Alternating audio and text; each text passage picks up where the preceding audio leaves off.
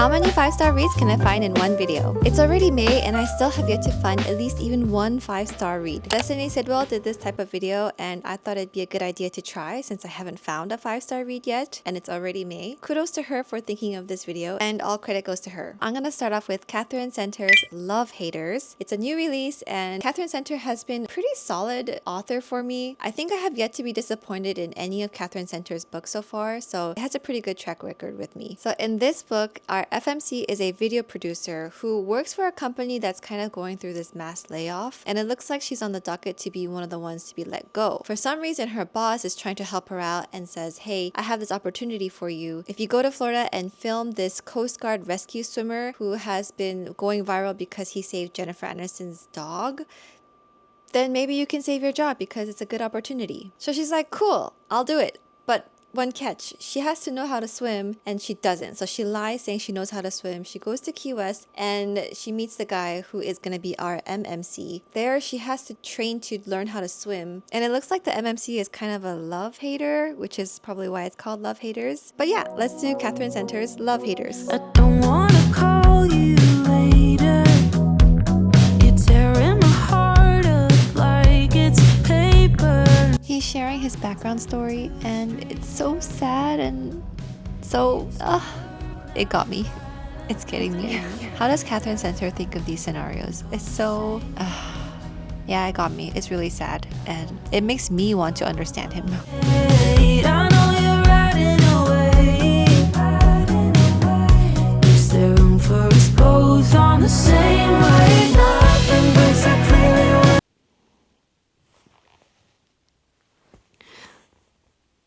Oh my gosh. Getting me teary-eyed. Oh my gosh. This book is so good. Catherine Center really knows how to make the emotions run.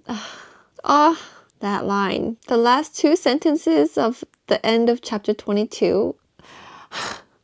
Oh my gosh. Best friend told me someone that I don't even like. There's nothing left to fix if you don't want me to try. Oh, why? We have our first 5-star read of the year, everyone. I knew it. Catherine Center just does it for me. Love Haters is a 5-star. I almost didn't give it a full 5 stars. I gave it almost like a 4.75 stars because towards the ending, there was an emergency situation that happened. And if that were to happen to me and he was like that, I would cry and probably never forgive him because I'm just not capable of him doing that. And then me being okay, it's fine, don't worry about it. But in terms of the writing, it was really good. But if that were to happen to me, yeah, that's not the kind of love story that I want. But it's fine. In the end, they work out, right? So anyways, on our first book, we found a 5 stars. Thank goodness. So we have a good start. There was this one part of the book that I especially really loved. Our MMC is just a really stand-up guy. He's just like a good role model and you want to root for this character. There was a story about how the MMC and his aunt were at the airport waiting for a delayed flight and it was just ridiculously delayed and everyone was upset obviously and just stressed out, and he went and got coffee from one of the airport cafes, brought it back to the gate agents and gave it to them, letting them know, hey, you're doing a great job, thanks for trying for everything, and just basically just treating them with human decency. And it was just reminding the people who were waiting to board that it's not the agent's fault. It's not the gate agent's fault that the flight is delayed, so treat them with human decency. And I feel like that's a great message to send, especially in today's crazy world. I feel like by also telling her reader, Catherine Center is thereby just kind of telling anyone and everyone who might potentially read this book and has the possibility to reach a lot of people and send that same message. Because, she put it in a book for everyone to read.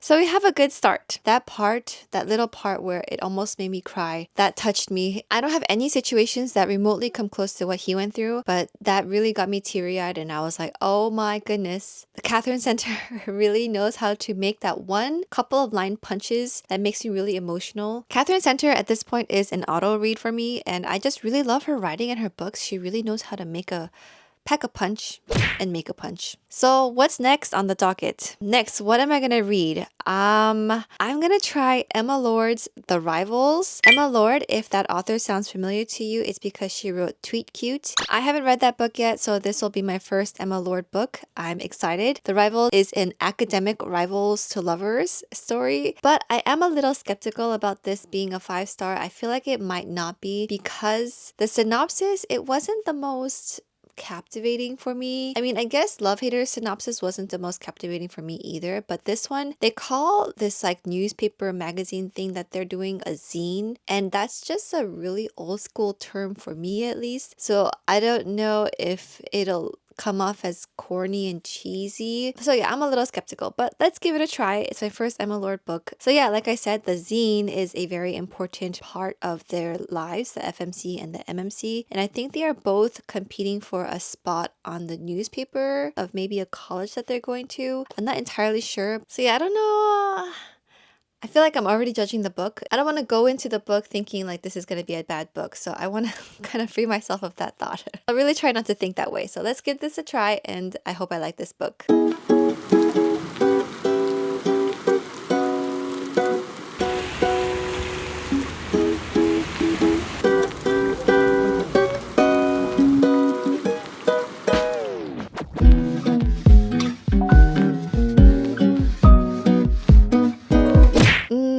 I think I'm gonna stop reading this book.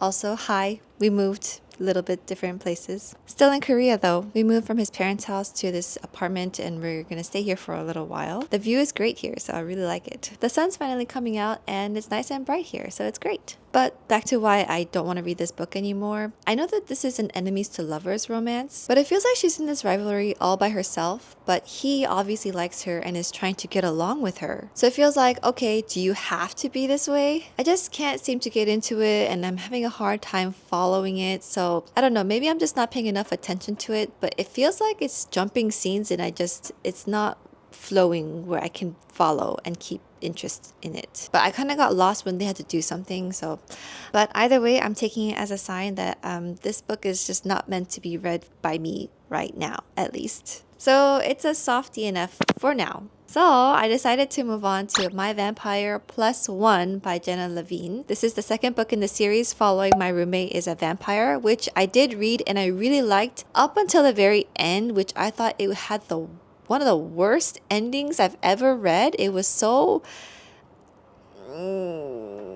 really bad, which was such a disappointment because I really had liked that book up until that point. That didn't put me off of the series though, because I'm interested in reading this book and giving Jenna Levine a second chance and this series a second chance. But it is an interconnected standalone. I do think you should read My Roommate is a Vampire first and then My Vampire Plus One. So in the first one, you can tell from the title, it's a close proximity romance. The roommate is a vampire. Obviously, you're going to have close proximity. And the FMC moves in with the MMC. The second book is a fake dating trope where the FMC needs to bring a plus one, get it, to her family wedding because they keep bothering her about her being single and not dating anyone. So she thinks bringing someone to the family wedding is gonna get them off her back, at least for a little while. And it seems like the MMC is doing this for her for fun. I'm not sure, but let's see. We sit in silence with your rifle by my ear. I'd eat venison forever just to keep you here. But you push me out, I keep you down. You touch my mouth and lie like you mean it, and I'm halfway home, stuck in the middle like the call on my phone.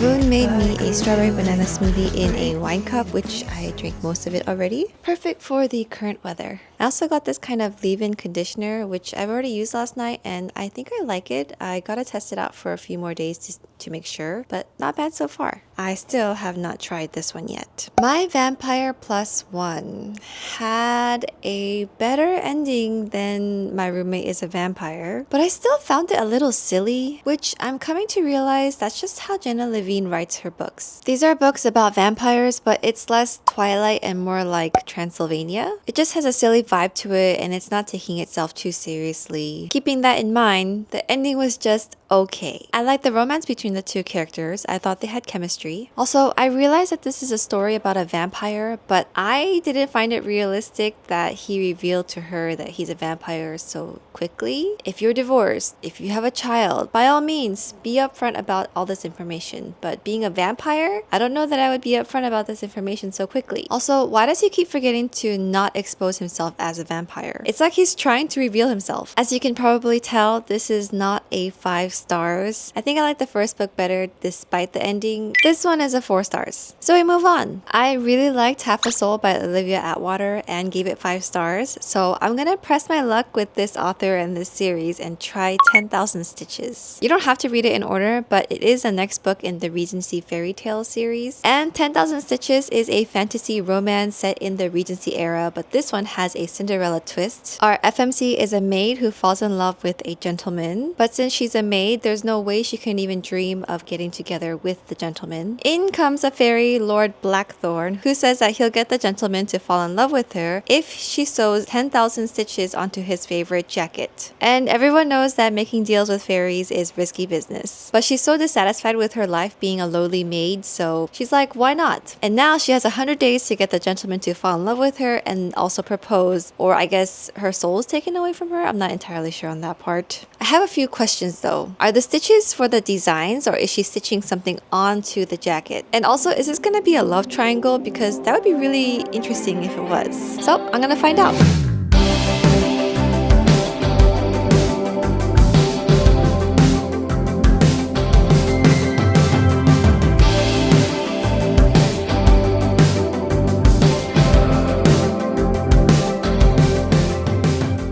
I just bought so much stuff from Olive Young Skincare.